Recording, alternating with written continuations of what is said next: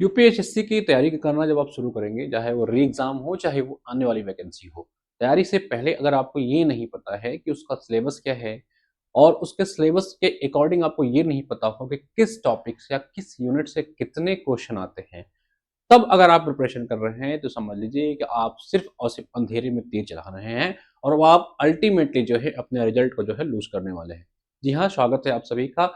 इस वीडियो में बताने वाला हूं कि यूपीएचएससी असिस्टेंट प्रोफेसर जिसका री एग्जाम होने जा रहा है और बहुत जल्दी आपको एक नई वैकेंसी देखने को मिलने वाली है, उसमें जीएस के पार्ट्स में कैसे प्रश्न पिछली बार आए थे, जो पेपर कैंसिल हुआ था, किस टॉपिक से कितने प्रश्न आए थे, मैंने डिटेल उस पर एनालिसिस किया है, उसके अकॉर्डिंग आपको बताऊंगा।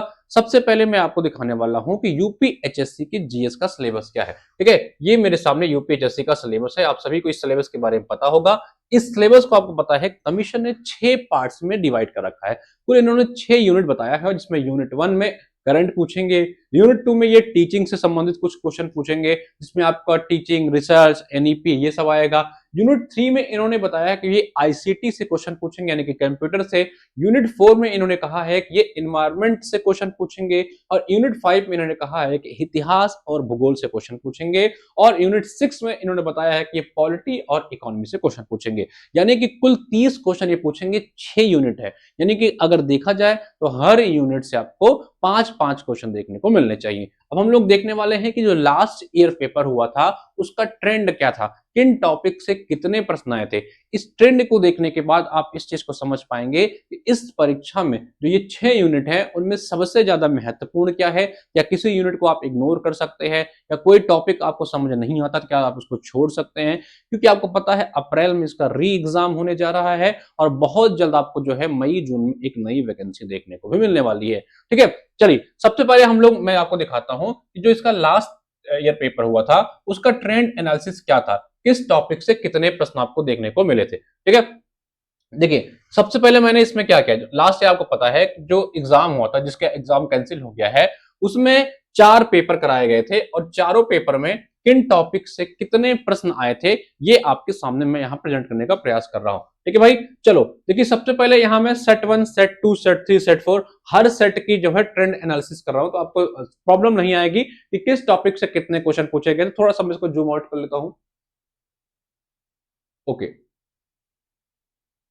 ठीक है, होप के अब आपको क्लियर दिख रहा होगा। चलो देन सबसे पहले हम लोग बात करने वाले हैं आपके सेट 1 की। ठीक है, सेट 1 की हम लोग बात करने वाले हैं कि सेट 1 में किन टॉपिक से कितने प्रश्न आपके पूछे गए थे। देखिए सेट 1, सेट 2, सेट 3, सेट 4 पिछली बार जो पेपर हुआ था उसमें कुल 4 सेट हुए थे और चारों सेट का मैंने यहाँ पे ट्रेंड एनालिसिस किया है, टॉपिक वाइज मैंने यहाँ डिस्ट्रीब्यूट कर दिया है। अगर हिस्ट्री की बात करें तो देखिए समझने का प्रयास करिएगा, इनके सिलेबस में जब आप देखोगे तो हिस्ट्री में 2 टॉपिक लिखे हुए, एक तो Indian national movement, Indian national movement के अलावा इन्होंने कल्चरल पार्ट लिख रखा है, इंस्टेंट मेडाइवल नहीं है। हालांकि इन्होंने इंस्टेंट मेडाइवल से एक एक क्वेश्चन पूछ रखा है, 1-2 सेट ऐसे थे जिसमें इंस्टेंट मेडाइवल से क्वेश्चन आए हुए थे, तो आप उसको इग्नोर नहीं कर सकते हो। ठीक है, चलो तो अगर मैं बात करूं सेट 1 में, तो हिस्ट्री में इन्होंने सेट 1 में 4 क्वेश्चन पूछे थे। ठीक है, कितने क्वेश्चन आए थे हिस्ट्री से, 4 क्वेश्चन आए थे। अगर ज्योग्राफी की बात करें तो ज्योग्राफी के भी लगभग 4 क्वेश्चन थे। अच्छा, इन्होंने ज्योग्राफी वाले ही पार्ट में थोड़ा सा साइंस का भी क्वेश्चन पूछ लिया था, थोड़ा सा बेसिक साइंस भी पूछ लिया था। हालांकि अब ये आपके सिलेबस में नहीं है तो आपको नहीं पढ़ना है। अगर एक आध 2 क्वेश्चन पूछ लेते हैं इसका ये मतलब नहीं होगा आप साइंस पढ़ने लग जाओ। ज्योग्राफी में ही इन्होंने साइंस का भी एक आध क्वेश्चन पूछ लिया था। तो 4 हिस्ट्री, 4 ज्योग्राफी, पॉलिटी की बात करूं तो 3 क्वेश्चन, एनवायरमेंट की बात करूं तो 3 क्वेश्चन, आईसीटी की बात करूं तो 3 क्वेश्चन, टीचिंग, रिसर्च और न्यू एजुकेशन पॉलिसी की बात करें तो ये इस सेट में इनका 6 क्वेश्चन था। करंट अफेयर के इन्होंने 5 क्वेश्चन पूछ रखे थे, इकोनॉमी के इन्होंने 2 क्वेश्चन पूछ रखे थे और दोनों क्वेश्चन इन्होंने बजट के पूछ रखे थे, यानी कि सिर्फ और सिर्फ करंट अफेयर से पूछा क्वेश्चन आया हुआ था। ठीक है, सेट 2 की बात करो, जहां पे हिस्ट्री क्वेश्चन कम कर दिया गया था, 2 क्वेश्चन, ज्योग्राफी का 2 क्वेश्चन और पॉलिटी का 4 क्वेश्चन, इन्वायरमेंट का 4 क्वेश्चन, आईसीटी के 4 क्वेश्चन, टीचिंग वाले टॉपिक के 5 क्वेश्चन, करंट अफेयर के 6 क्वेश्चन, यानी कि यहाँ पे करंट अफेयर का वेटेज जो है बढ़ा दिया गया था। और इकोनॉमी में 3 क्वेश्चन आए थे, जिसमें से 1 क्वेश्चन आपके बजट से था और 2 क्वेश्चन जो है बेसिक इकोनॉमी से पूछे गए थे। सेट 3 की अगर बात करो तो सेट 3 में हिस्ट्री के 3 क्वेश्चन आए हुए थे, ज्योग्राफी के 4 क्वेश्चन आए हुए थे, पॉलिटी के 3 क्वेश्चन आए हुए थे, एनवायरमेंट का यहाँ पे वेटेज अच्छा खासा देखने को मिला था। सेट नंबर 3 में करीबन 7 क्वेश्चन जो है एनवायरमेंट से पूछ लिए गए थे और आईसीटी से कोई क्वेश्चन नहीं पूछा गया था इस सेट में। ठीक है, कंप्यूटर का कोई क्वेश्चन नहीं आया हुआ था और टीचिंग वाले टॉपिक से करीबन 6 क्वेश्चन देखने को मिले थे और इस 6 क्वेश्चन में maximum question new education policy से देखने को भी देखे गए मिले थे। ठीक है, और उसके बाद करंट अफेयर की बात करूं तो यहाँ पे 4 क्वेश्चन, इकोनॉमी की बात करें तो यहाँ पे 3 क्वेश्चन पूछे गए थे और यहाँ बेसिक इकोनॉमी का ही क्वेश्चन आया हुआ था। ठीक है, उसके बाद सेट 4 में देखें तो हिस्ट्री का 3 क्वेश्चन आया हुआ था, ज्योग्राफी के 1 क्वेश्चन आए हुए थे, पॉलिटी के यहाँ पे 3 क्वेश्चन आपको देखने को मिले थे, इन्वायरमेंट का 4 क्वेश्चन देखने को मिले थे, आईसीटी के 3 क्वेश्चन देखने को मिले थे, टीचिंग टॉपिक के 7 क्वेश्चन आपको देखने को मिले थे और इसमें भी न्यू एजुकेशन पॉलिसी के अच्छे खासे क्वेश्चन आपको देखने को मिले थे। ठीक है, करंट अफेयर का 6 क्वेश्चन और इकोनॉमी का 3 क्वेश्चन। तो ये डिस्ट्रीब्यूशन था लास्ट ईयर के पेपर का टॉपिक वाइज। आपको एनालिसिस करने की आवश्यकता नहीं है, मैंने पूरा एनालिसिस करके आपको दिखा दिया कि लास्ट चारों सेट में किन टॉपिक से कितने क्वेश्चन आए हुए थे। तो अगर आप मोटा मोटा एवरेज देखोगे तो भैया कोई भी ऐसा टॉपिक नहीं है जिसको आप इग्नोर करके चलो जो आपके सिलेबस में लगा हुआ है, क्योंकि हर टॉपिक से 2-3 मिनिमम क्वेश्चन तो आ ही जा रहे हैं।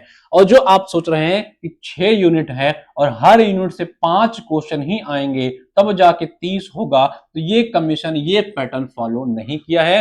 उन्होंने किसी यूनिट से 7 कर दिया है क्वेश्चन, तो किसी से 3 कर दिया है, किसी से 4 कर दिया है। ओवरऑल उन्होंने 30 क्वेश्चन बनाने का प्रयास किया है। तो 6 यूनिट में 6 के 6 यूनिट को आपको प्रॉपरली ध्यान से पढ़ना पड़ेगा, तब जाके आपका कल्याण होगा। यूपी एचएससी में अगर आपको सच में चयन लेना है तो कम से कम 25 क्वेश्चन सही करने का प्रयास करिए जीएस के पेपर में। कारण क्या है, नेगेटिव मार्किंग नहीं है, पेपर का लेवल अगर टफ आ जाता है तब भी आपको 20 तक पहुंचाने का प्रयास करना है, इजी आता है तो 25 के आसपास पहुंचने का प्रयास करिए, तब जाकर के आप अंतिम सूची में अपना नाम देख पाएंगे। कारण क्या है, यहां का जो जीएस है इसके 30 क्वेश्चन जो हैं फाइनल मेरिट में जोड़े जाते हैं। जीडीसी जैसा यहां जीएस नहीं है, जैसा जीडीसी में है केवल क्वालिफाइंग है, यानी कि प्रीलिम्स में केवल है। यहां एक ही परीक्षा है, 30 नंबर आपके लिए बहुत 30 क्वेश्चन आपके लिए जो है बहुत बड़ा जो है गैप ला सकते हैं आपके सिलेक्शन में, इसलिए इस पे विशेष फोकस करना है। हर टॉपिक पे लगभग जितने टॉपिक मैंने यहां लिख रखे हैं ये सारे टॉपिक आपको पढ़ने हैं और आपको तैयारी इसकी प्रिपरेशन करनी है, बहुत डीप में नहीं जाना है। कल मैं देख रहा था कोई एक स्टूडेंट मुझे बता रहा था कि एक कोई टीचर है वो रिकमेंड कर रहे थे कि एनसीईआरटी पढ़ लो, ये पढ़ लो। मेरे भाई तुम्हें यूपीएससी की तैयारी नहीं करनी है, पीछे तैयारी नहीं करनी है, not required NCERT for anything. ना तो आपको एनसीईआरटी पढ़नी है, आपको कोई किताब छूना ही नहीं है।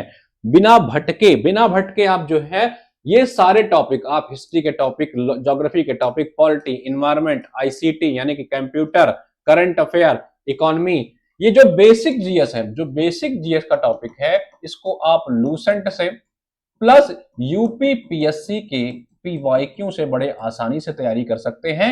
Not required any more book. Current affair के लिए सिर्फ और सिर्फ एचएन अध्ययन का करंट अफेयर, एचएन एग्जाम जो हमारा ही पार्ट है, ठीक है, उसका करंट अफेयर पढ़ लो, गारंटी देता हूं एक क्वेश्चन बाहर नहीं जाएगा। इसके अलावा मार्केट में जाना है तो कोई भी एक 6 महीना करंट अफेयर उठा करके पढ़ लेना, ठीक है, कल्याण हो जाएगा आपका। कोई एनसीईआरटी दुनिया भर का किताबें ये सब फालतू गिरी मत करना, आपके पास समय नहीं है, तो एनसीईआरटी पढ़ते रह जाओगे, फाउंडेशन ही मजबूत करते रह जाओगे, ठीक है। देन आप इन टॉपिक पर विशेष ध्यान दीजिए। मैंने ट्रेंड एनालिसिस आपको बता दिया, बजट भी आपको देखना पड़ेगा जो आपके, क्योंकि आपका अप्रैल में एग्जाम है, बजट आ जाएगा, 100% बजट से आपको 2-2 क्वेश्चन आपकी परीक्षा में देखने को मिलेंगे। परेशान मत होइएगा, मैं बजट आपको एग्जाम से पहले टू द पॉइंट पढ़ा दूंगा। तो ये सारे टॉपिक है। एचएन अध्ययन के साथ हमारे उदय बैच में आप जुड़िए। उदय बैच में हम लोग ने हर टॉपिक के 10-10 लेक्चर कराए हुए, जैसे हिस्ट्री का हमने इंडियन नेशनल मूवमेंट का 10 लेक्चर कराया हुआ है, 10 के 10 लेक्चर देख डालिए मेरे भाई, इसके बाहर क्वेश्चन नहीं आएगा। ज्योग्राफी के लगभग 8-9 लेक्चर हैं, बेसिक लेक्चर उसको पढ़ डालिए, एक भी क्वेश्चन बाहर नहीं जाएगा, क्योंकि हमने पीवाईक्यू के आधार पे ही उसको कराया हुआ है। इसी तरह हर टॉपिक के आपको कराया हुआ है। इसके अलावा हमने हर टॉपिक का यूपीपीएससी कमीशन का पीवाईक्यू भी ऐड करवा दिया है। जैसे इंडियन नेशनल मूवमेंट का करीब 8 लेक्चर जो है, 10 लेक्चर यूपीपीएससी कमीशन के पिछले 20 सालों के क्वेश्चन को भी क्लासेस में करा दिया गया है, ताकि आप यहाँ पर थ्योरी पार्ट देखो, साथ ही साथ जो है आप उसका जो है पीवाईक्यू पार्ट दो। मैं आपको बैच दिखा देता हूं। आपको क्या करना है, आपको हमारा ऐप डाउनलोड करना है। ऐप पे जाना है आपको यूपीएचएससी वाले सेक्शन में। यूपीएचएससी वाले सेक्शन को जब आप ओपन करोगे ऐप पे, वहां पे आपको जीएस का उदय बैच दिखाई पड़ेगा। ठीक है, यहां पे जीएस का आपको उदय बैच दिखाई पड़ेगा। ये बैच उनके लिए है जो री एग्जाम की तैयारी कर रहे हैं। ठीक है, जो री एग्जाम की तैयारी कर रहे हैं, ये बैच उनके लिए है भाई। खुल जा भाई। ठीक है, तो ये बैच उनके लिए होने वाला है। इसमें आप देख पाएंगे कि इसमें आपको किस किस चीज की तैयारी मिलेगी। सबसे पहले समझिए कि इसमें आपको वीडियो लेक्चर्स मिल जाएंगे। जैसा मैंने आपसे कहा कि हर टॉपिक का, जितने भी टॉपिक आपके सिलेबस में लगे हुए हैं, हर टॉपिक के वीडियो लेक्चर्स आपको मिल जाएंगे, ताकि आप बेसिक पार्ट्स वहां से क्लियर कर लो अपना। देन पीवाईक्यू की क्लासेस, टॉपिक वाइज, हिस्ट्री के अलग से, ज्योग्राफी के अलग से, इकोनॉमी के अलग से, सबके टॉपिक वाइज पीवाईक्यू क्लासेस आपको मिल जाएंगी। करंट अफेयर की मंथली पीडीएफ आपको मिल जाएगी। हर मंथ की पीडीएफ आपको 10 से 12 पन्नों मिलेगी। आप उसको प्रिंट आउट करके बस पढ़ लीजिए। मैंने उसको क्रॉनिकल के आधार पर बनाया है, बस एक क्वेश्चन उसके बाहर नहीं जाएगा। पीसीएस में उसके बाहर से नहीं आया था इस बार, तो आपके एग्जाम में हूबहू क्वेश्चन आएगा। मैं आपको लिखवा के दे देता हूं, लिख लीजिएगा इसको। ठीक है, उसके अलावा कुछ रिवीजन मटेरियल, जिसमें हमने कमीशन का जो पीवाईक्यू का बंडल आता है घटना चक्र वगैरह का, उसका भी बाइलिंगुअल कंटेंट दे दिया है। आप इसके जब डेमो में जाओगे तो आपको डेमो में दिख भी जाएगा। ठीक है, तो ये बैच आपको ज्वाइन करना है। वन स्टॉप सॉल्यूशन है, आपको गारंटी देते हैं अगर आपने सिर्फ इतना पढ़ लिया, जितना हम लोग इसमें पढ़ाया हुआ है, तो आपकी 25 प्लस की गारंटी मैं लेता हूं। लेकिन आपको पढ़ना पड़ेगा टू दी पॉइंट, जितना इसमें क्लासेस हैं बस उसको खोल के देखते जाइए बस। ठीक है, देखिए आपको पता है कि नई वैकेंसी भी आपको बहुत जल्द देखने को मिलने वाली है, करीबन 1350 प्लस वैकेंसी। तो जिनको एडवर्टीजमेंट नंबर 52 की तैयारी करनी है, जीएस का तथा अस्तु बैच अभी से ज्वाइन करके पढ़ते रहिए भैया। एग्जाम के आने का, नोटिफिकेशन आने का वेट मत करिए। जो वेट करते हैं वो लेट हो जाते हैं। तथा अस्तु बैच जो होगा वो वन स्टॉप सोल्यूशन होगा। कंप्लीट चीजें आपको मिलेंगी, और इसकी वैधता जो हम लोग ने 2 साल रखी है, इसकी जो भाषा होगी, इसकी जो लैंग्वेज होगी क्लास की, वो इंग्लिश है, ताकि हिंदी वालों को भी समझ में आ जाए, इंग्लिश वालों को भी समझ में आ जाए। तैयारी करते रहिए। मैंने टॉपिक वाइज आपका ट्रेंड एनालिसिस भी बता दिया है कि किस टॉपिक से कितने क्वेश्चन आपके परीक्षा में पूछे जाते हैं। ये आने वाले विद्यार्थियों के लिए भी इंपॉर्टेंट है, और जो परीक्षा इस बार देने जा रहे हैं उनके लिए भी ये इंपॉर्टेंट होने वाला है। ये पूरा का पूरा चाहे तो आप स्क्रीनशॉट लेकर के इसको देख सकते हैं, समझ सकते हैं कि किन टॉपिक से कितने क्वेश्चन आपको देखने को मिलने वाले हैं। ठीक है भाई, इसका स्क्रीनशॉट ले लीजिएगा। बाकी पढ़ते रहिए। इस समय हमारा रिपब्लिक डे का जो ऑफर था 70%, उसको बढ़ा दिया गया है। कोड लगाइए, कोड लगा करके ऑफर का इस्तेमाल करिए और प्रिपरेशन कंटिन्यू करते रहिए। कोई डाउट हो तो कमेंट में लिखिए। धन्यवाद।